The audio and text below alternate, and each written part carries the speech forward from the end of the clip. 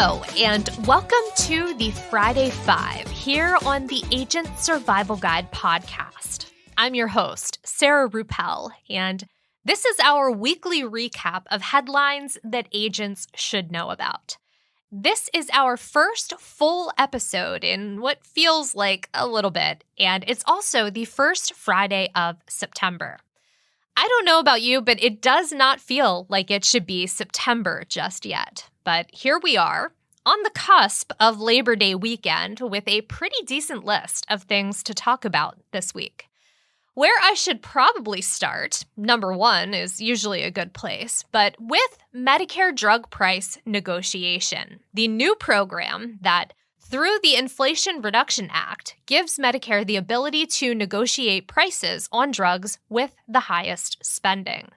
The included drugs on this first list, and these are in order from the most expensive on down: Eliquis, Jardiance, Xarelto, Januvia, Farxiga, Entresto, Enbrel, Imbruvica, Stelara, and then several fast-acting insulins, so Fiasp, Fiasp FlexTouch, Fiasp PenFill, Novolog, Novolog FlexPen, and Novolog PenFill. This initial list of negotiables are used to treat a variety of conditions, so blood clots, arthritis, heart failure, and diabetes, to name a few. CMS looked at drug costs accrued between June 1st, 2022 and May 31st, 2023 to inform their list. The drugs CMS selected made up $50.5 billion in Part D gross covered prescription drug costs. That $50.5 billion equals out to about 20% of the total gross covered prescription drug expenditures in the Part D program. We will be linking to more information on the drug list, including breakdowns of cost and beneficiary use for each of those drugs in our episode notes. The process of negotiating and reducing these drug prices will take some time. Really, the process has only just begun, and then changes will go into effect for coverage year 2026. Also, important to note, several drug companies have pursued legislation either against the program or in an attempt to protect their constitutional rights. Number two, Apple announced their Wonderlust event this week. That will be held on Tuesday, September 12th at 10 a.m. Pacific time, so 1 p.m. Eastern time.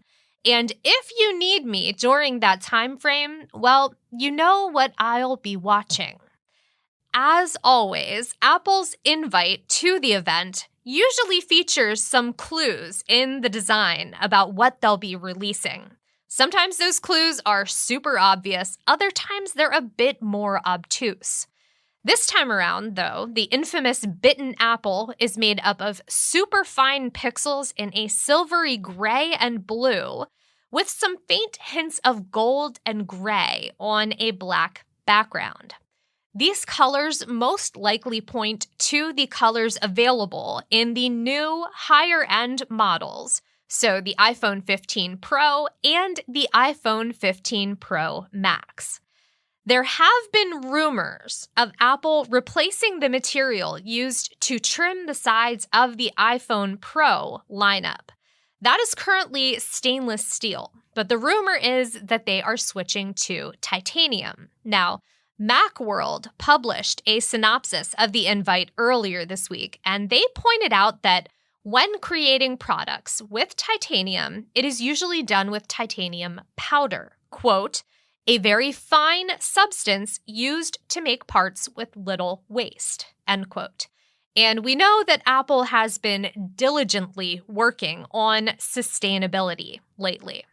Now, at this event, we can expect news on, of course, the iPhone 15, the Apple Watch, and an official release date for iOS 17, the newest operating system.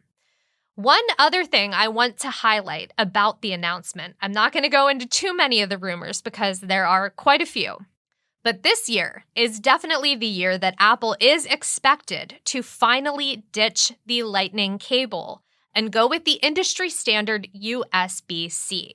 So that will either make you really happy because you can use your Switch or Kindle charging cord for your new iPhone 15, or it will make you not so happy that you need to replace your existing Lightning cables with USB-C cables so you can charge your new iPhone 15 in your car or at the office like you're used to. As previously mentioned, I plan to watch the event, and I will definitely be back next week to talk about all of the new releases coming from Apple this fall.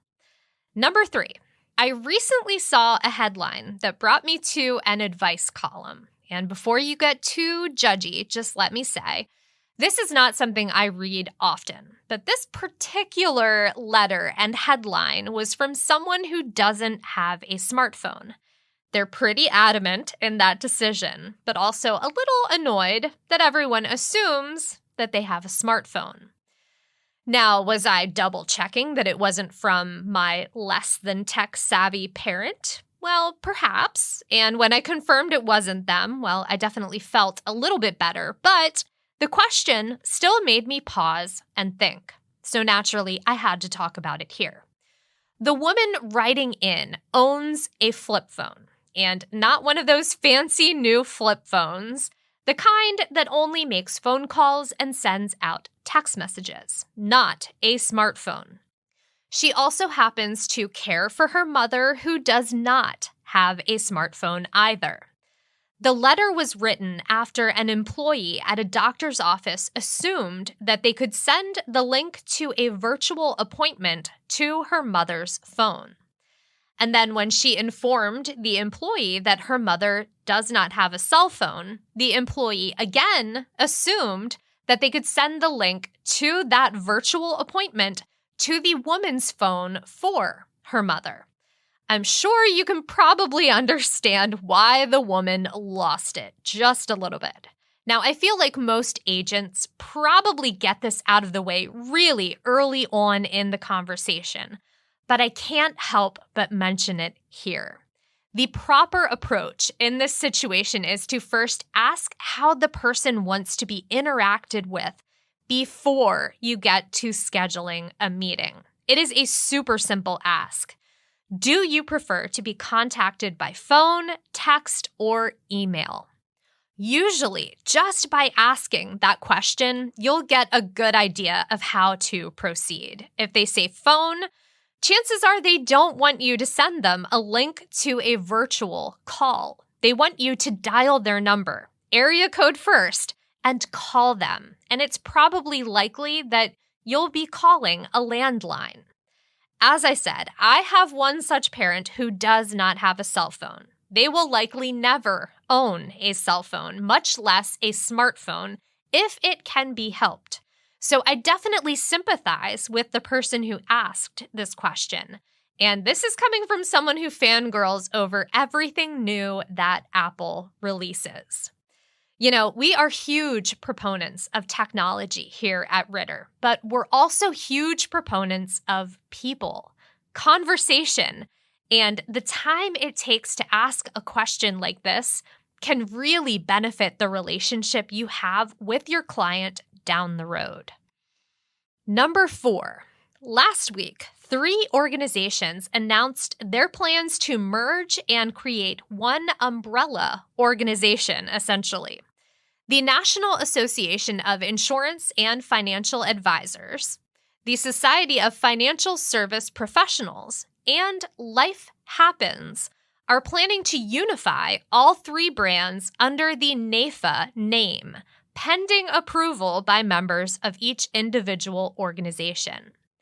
Kevin Mayu, CEO of NAIFA, would take the reins of the new organization, with plans for each organization to keep their names and branding, which is a very smart move because, as I mentioned a few weeks ago, this is the 20th anniversary of Life Insurance Awareness Month, and Life Happens has done a fantastic job of growing their annual campaign that aims to educate consumers about life insurance. They have built a lot of brand awareness for themselves while doing it. According to the release, NAIFA and FSP share about 1,000 members between their organizations. Members of FSP will become NAIFA members when the merger solidifies, and we will be linking to that press release with more information in our notes. Number 5. It has been 122 days since the Writers Guild of America went on strike, hitting pause on production around the country. While on strike, WGA members are not getting paid, and the longer the strike goes on, the more the financial strain takes a toll.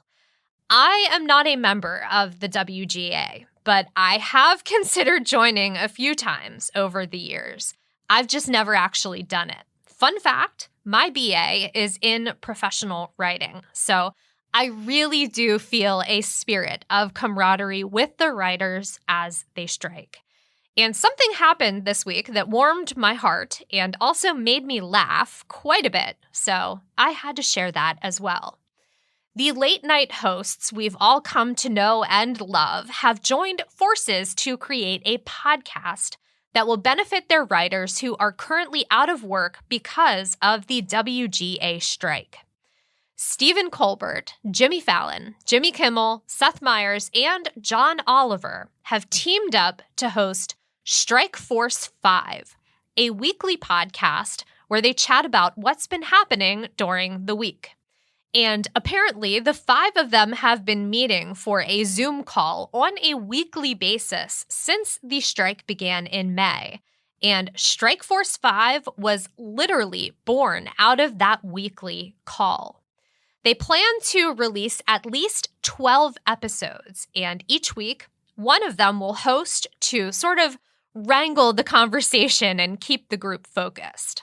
All of the money raised through the podcast will go to the staff writers of the 5 late-night shows.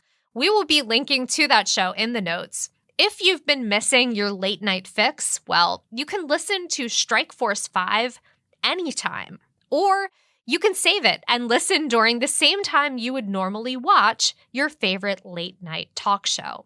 And bonus, you get to support all of those writers. That is all we've got for this week's show. Really looking forward to a 3-day weekend, and I hope you have a great one. Stay healthy and stay safe out there, and we will see you next week. The Agent Survival Guide podcast is a production of Ritter Insurance Marketing, an integrity company. This episode was written and produced by me, Sarah Ruppel, script editing by Tina Lamoureux, podcast design by Urban Rivera, artwork by Vivian Zhao. Follow along with us wherever you like to listen.